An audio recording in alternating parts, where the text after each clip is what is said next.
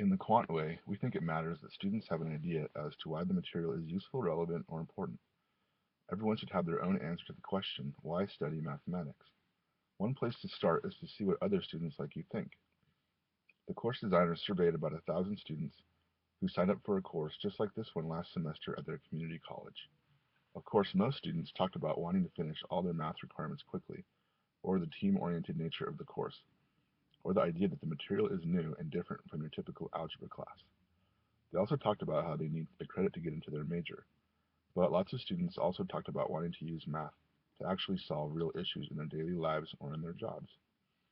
They were frustrated that math classes in the past seemed like a bunch of rules to memorize, not a way to solve problems.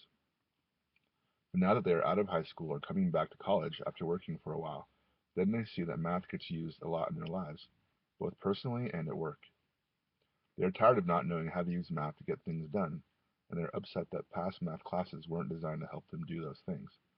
For example, students talked about the ways that marketers at companies use math to hide things and trick you into signing up for services, or to get you to pay too much for something you won't use.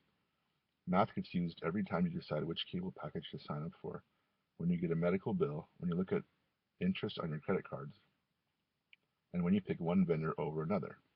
Marketers use math sometimes to make a product seem better or more widely used than it actually is. How can you make good decisions and save money if you can't tell when they're being sneaky?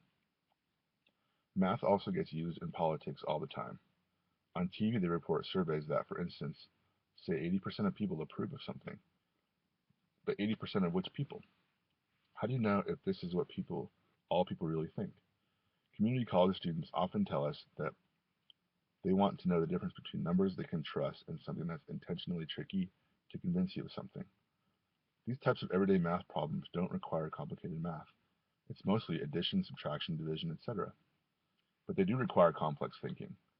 And this course is about using straightforward math to do complex thinking to solve the real world problems that people like you have told us they face every day. We have designed the course so that instead of doing silly word problems that have no purpose, instead the problems you solve have come directly from the type of things that students told us they want to know how to do. The thinking is hard, but it's thinking that everyone can learn how to do, and that everyone needs to know how to do.